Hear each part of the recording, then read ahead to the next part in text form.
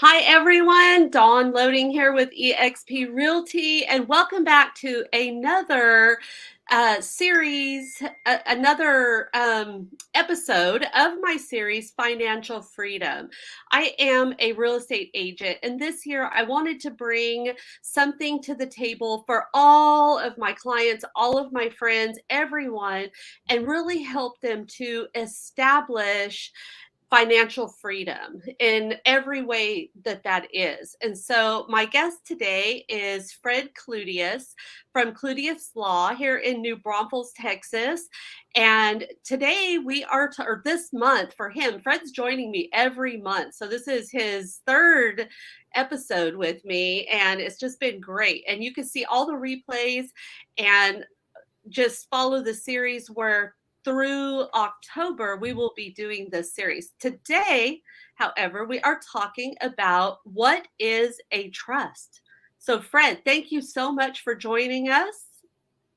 Glad to be here. I'm glad to help out to see if we can give a little bit of education here about trust. Great. Yeah, definitely. There's just so much information out there. And so I really am grateful knowing that I can trust you with my own business and my own family and friends. And you just really know what you're doing. And I'm so grateful to have you in my sphere. So let's get started. Fred has some slides we're going to share today and talk about what is a trust? And so, if anyone is watching the episode live and you have any questions, please just post them in the comments and I will ask them to Fred for you. And we will just get started. So, there we go. You bet. And we're going to try to make this as easy as possible. I apologize. I couldn't figure out how to get the slideshow not to mess up uh, my whole screen. So we tried earlier in a test, and I ended up blanking out everything. I couldn't see anything except the slides on both of my screens. So anyway, No worries. enough of that. Yeah, no worries. I think everybody knows. I think the one thing COVID has done for us is give us all a little bit of grace when dealing with technology and Zooms. Yeah. So a lot of people think, a trust, heck, that must be just for rich people. That's only for people that have a lot of money. That Rockefeller, a celebrity of some sort, or something like that. Well, I'm here to tell you that a trust is something that everybody can use, and it is a alternative to a will when you're doing estate planning. So exactly, what is a trust, and what does it do for you? Why is it an alternative to a will? So trust can be pretty confusing sometimes, but really the best thing legally, we know that a trust is a contract. That's what it is. So it follows contract law. It's drafted as a contract, but you really can think of a trust as a bucket. Conceptually, just think of it as a bucket, and you put your property in that bucket, and then that bucket is handled the way the trust says you handle it. So a trust is three parties. It's a grantor, that's who puts the property in the bucket. There's the trustee, that's who holds the bucket. And then there's the beneficiary, that's who gets the property from the bucket. Now, in a revocable living trust, which is what we're talking about as an alternative to a will, you, the grantor, would be all three of those things at the beginning. You would be the grantor, you would be the trustee, and you would be the beneficiary. It's what we call a pass-through, a see-through trust. There's really nothing changes on how you deal with your property. You can still buy, sell, do whatever you want with your property. It just has to be titled in the name of the trust. And we title things in the name of the trust because we're putting things in that bucket. You can put your home in there, bank accounts, brokerage accounts, personal property. We make an assignment of personal property into the trust. Other real estate, business interests. If you have an LLC that you're you have shares in. You can put those shares in the trust. Now over here on the right, we've got 401k, IRAs, life insurance. Those are handled a little bit differently just because of the laws involving some of those assets. They can still be run through the trust at some point, but in the beginning, those aren't necessarily held by the trust. Actually, 401ks, IRAs, they're not allowed to be held by a trust, but they can ultimately be paid into a trust. But how that happens depends on a lot of different factors based on what your goals are in handling your property. So a revocable living trust, we've already talked about that there are three parties to the trust: the settlor or grantor, the trustee, the beneficiary, and the fact that you're all three of those things at the beginning. But let's talk about some other benefits of a trust. You can revoke the trust at any time, or you can change the terms of the trust at any time. Now, I've talked about contract, terms of the trust. Why is that important? Because that trust, you're saying what happens to your property when you die. That's why this is a good vehicle as an alternative to a will. You can say, I want this property to be distributed to a spouse, children, other heirs. You can say, I want it to be split up, and I want it to be, you split it up into different buckets. And I want this bucket to go to this person. I want this bucket to go to this person. But what you can do beyond that is say how that property is treated. You can allow the property to go outright to an heir, or you can say, you know what, I've got a young kid, he's 18, 19 years old. I really don't want him to get a decent sum of money all at once. And he goes out and buys the red sports car he's been eyeing instead of going to college like I want him to. So you can say, hey, this money is going to stay in trust for you to get an education. And the trustee, which at that point can be somebody different. You are the grantor in that case. Your child is the beneficiary, and you can have somebody else managing that trust and making sure. I'm sorry.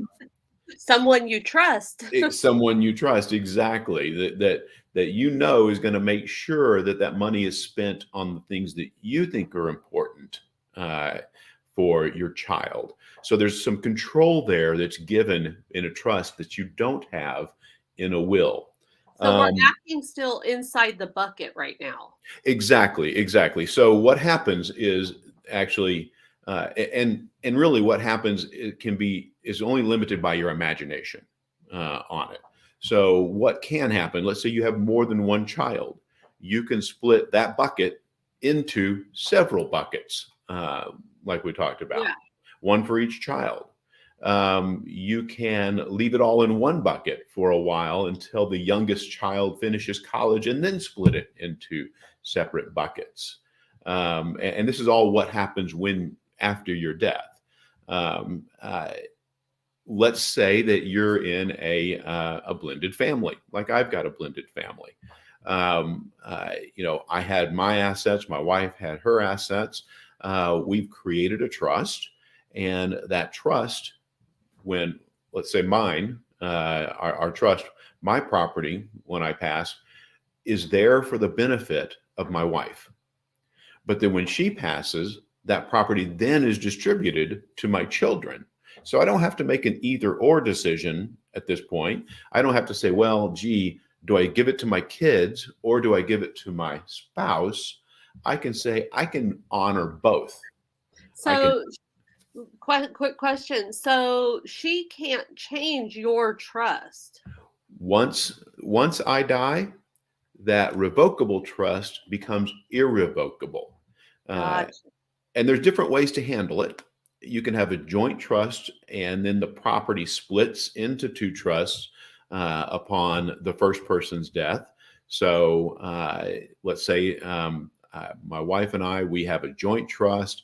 And then when one of us dies, the property actually splits. Her property is in her trust, my property is in my trust. Whichever one has passed away, that trust then is irrevocable. It can't be changed. It Got it. stays the way it is.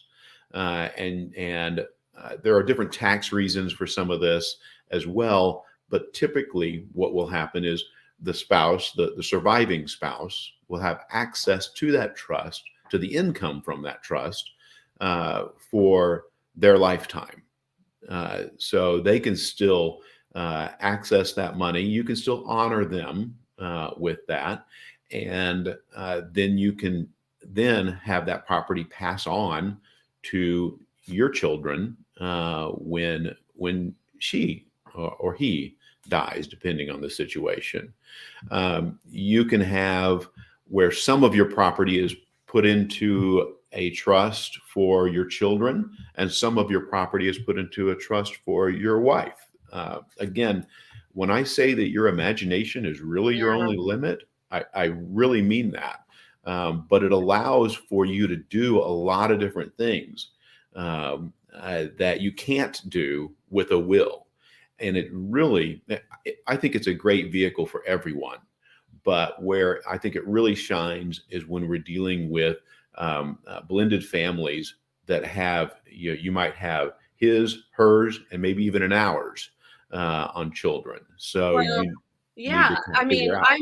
I'm watching this and really thinking of my own self because, as we all know, this is the year. I have promised Fred by the end of the year, mine's going to be all set up and done.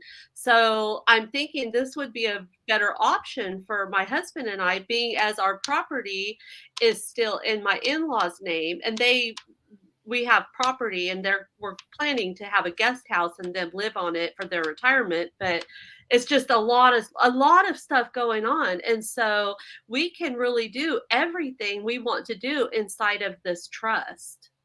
Exactly. Okay, I love it. And even I put on there, if you have an heir that has special needs, Mm. if you have a special needs child that may or may not be working and may or may not have access to government benefits, you can use a trust, a passing property in a trust to them when you die, so that they can still have access to those benefits in a special needs trust. That's another way to set up your trust so that when you pass away, then this person can be taken care of in a special needs trust as well.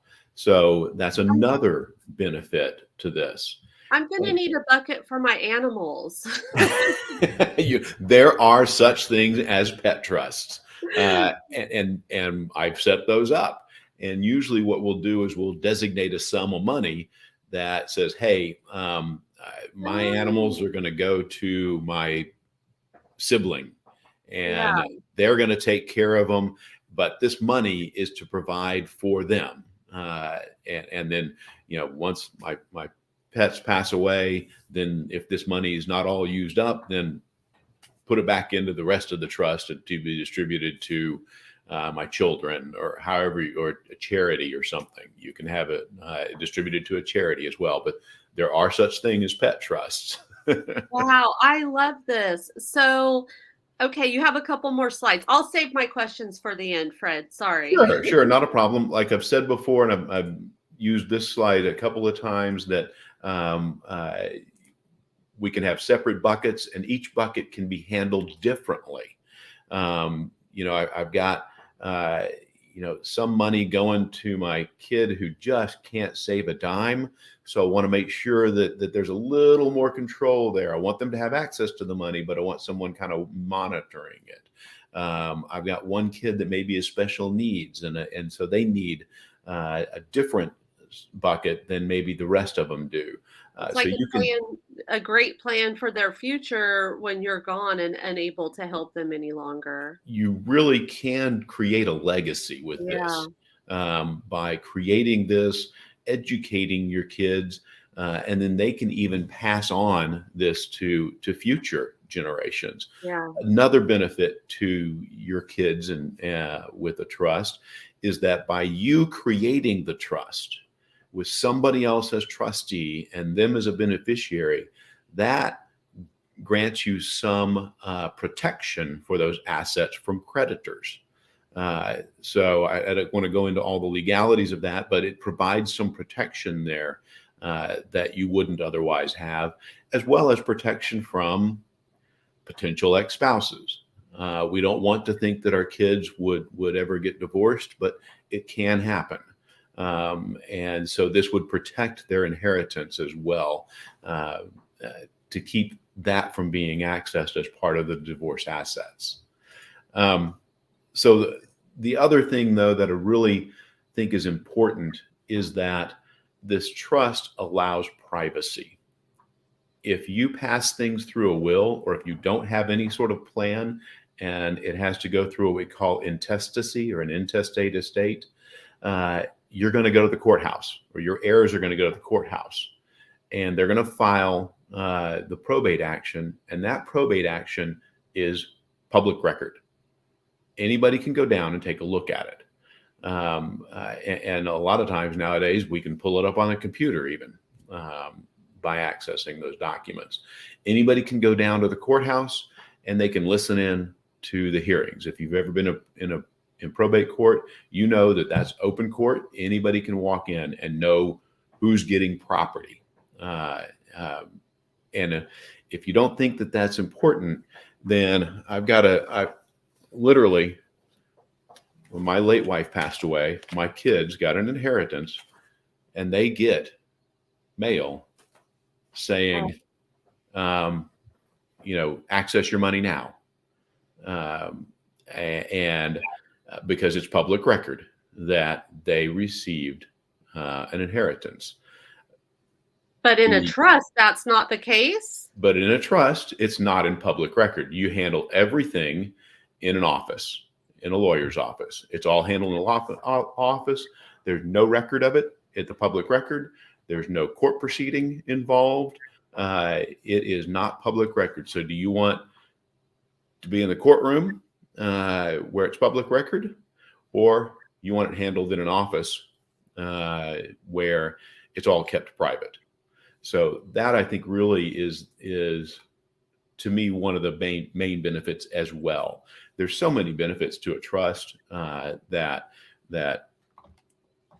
if you have any piece of property, a home, anything, if you think you're going to have some property, setting up a trust, yes, it is more expensive to begin with. I'll be straight up on that. However, in the long run, it's going to be less expensive because you're avoiding the probate. You're not having to go through that. You have so much more flexibility involved. It's a cost benefit analysis that has to be made on whether you think it's worth it or not. But really, I see it as an analysis of whether you want to spend the money now or let your heirs spend your money later down the line.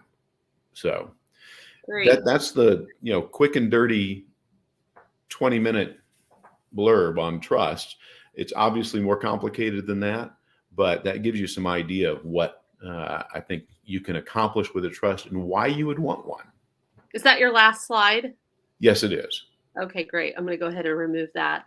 Yeah, definitely. That is some great information. And what a great presentation. That is really just puts it so simple for those of us that are not attorneys. And that says a lot coming from a real estate agent, because I deal with those contracts all the time. And I know my contracts, but some of that stuff is just foreign for so many of us, which is why I wanted to do this. So really, really appreciate your time, Fred. And now we got to figure out what we're going to talk about next month. Not a problem. We will come up with plenty, I guarantee you. Yes, you'll have to come back and join us. Fred is normally my third week Wednesday, but this month he is he's switched, so he's here early. And if you want to catch him live, come back next week or next month on the third Wednesday, or just watch it on my YouTube channel. So thank you so much, everyone. Have a great day. Have a great month. Thank you.